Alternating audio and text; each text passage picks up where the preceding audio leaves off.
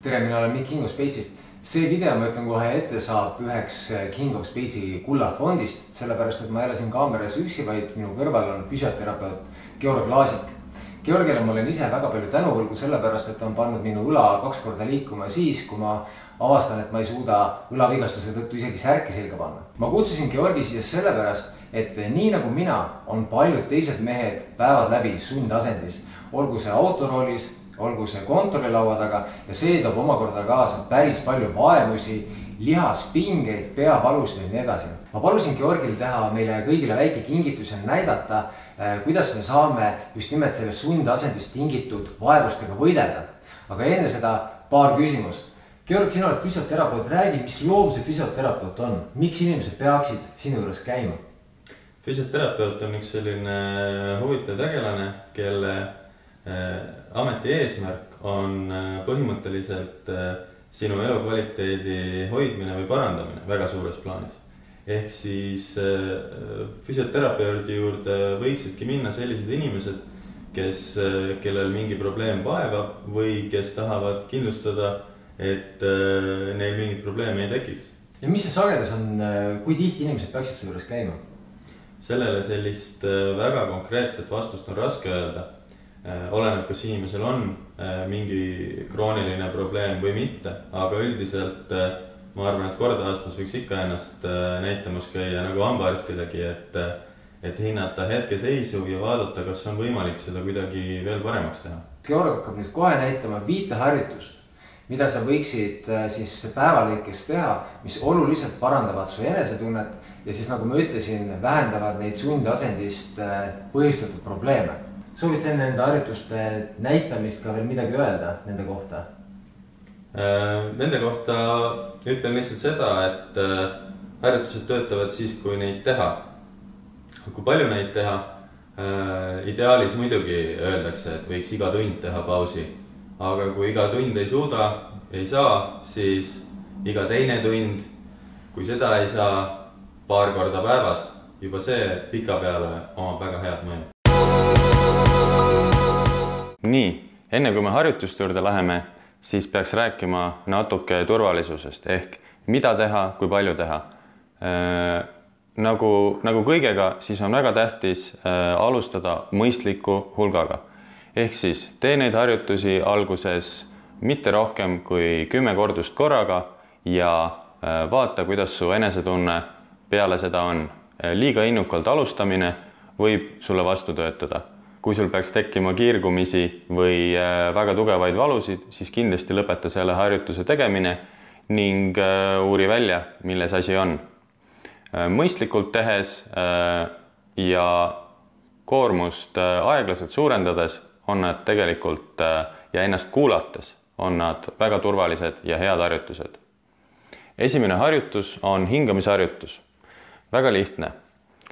Tõmba oma lõuga sisse, nagu keegi vehiks sul näo ees ja tee 5 rahulikku hingamist.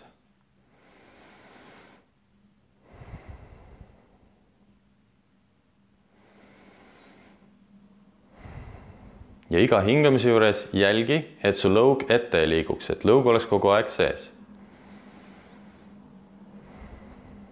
Väga hea. See harjutus paneb su kaela heasse aktiivsesse asendisse, et sa saaksid hakata tegema järgmist harjutust. Järgmine harjutus vajab natuke fantaasiat. Kujuta ette, et sinu ees veidi kaugemal, mõne meetri kaugusel on maas orav. Ja nüüd see orav hakkab jooksma mööda seinu aeglaselt. Ta jookseb kõigepealt mööda põrandat, mööda seina üles, laest, teiselt poolt alla ja mööda põrandat. Ja sina jälgid seda oravat rahulikult peaga, mitte silmadega. Mida kauem sa seda harjutust teinud oled, seda lähemale võid sa selle kujuteldava orava tuua. Ehk siis seda rohkem võid sa peaga töötada. Ehk siis võid kujutada ette, et ta jookseb sul täitsa varvaste eest, siis on ka pea liikuvus suurem. Aga nagu ma ütlesin, kui sa väga pikalt ei ole oma pead selliste nurkade all liigutanud, siis on oht ennast esimeste kordadega üle pingutada. Järgmiseks liigume õlgade juurde. Väga lihtne harjutus jällegi. hoiame meeles seda, et lõug oleks sees, õlad on taga ja teeme väga lihtsa asja. Teeme õlgadega number 8 või siis külili 8 nagu lõpmatuse märgid.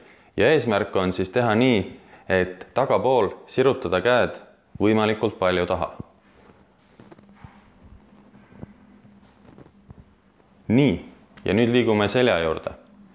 Selleks, et seljale natukene liikumist anda, siis teeme vastaskäe ja vastasjala liigutamist, sirutamist.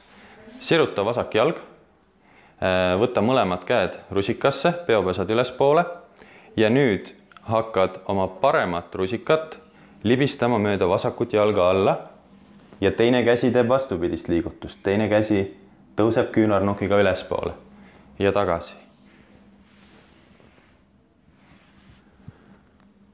Ehk siis parem käsi liigub ette, vasak käsi liigub taha.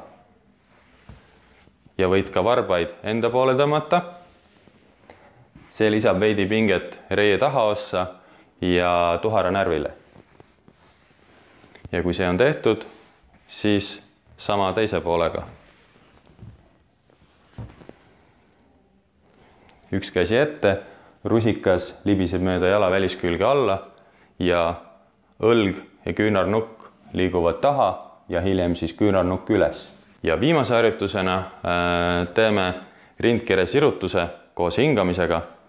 Ehk siis alustame nii, et viime käed laiali ja hingame sügavalt sisse. Ja välja hingates kummardame ette ja lõdvestame.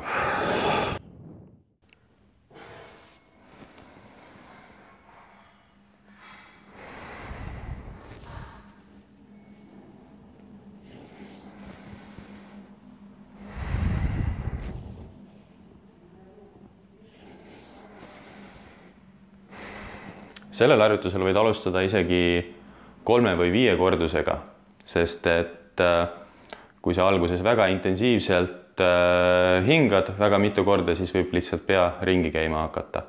Aga nagu ma ütlesin, kuula oma keha ja võta rahulikult ja liiguta ennast regulaarselt. Siis on tulemused kõige kindlamad. Kui sul siiamaani oli mingisugune kahtlus, kas mingid harjutused töötavad või kas füsioteraapia töötab, siis võta üks või kas või kõik need harjutusi, mida Georg praegu ette näitas, tee need järgi ja vaata, kuidas ennast tunned.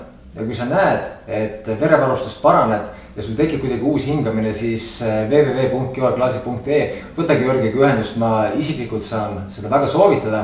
Ma loodan, et sellest videost oli sul abi, et sa reaalselt teed neid harjutusi sellepärast, et nii nagu ikka, keegi teine neid sinu eest teha ei saa.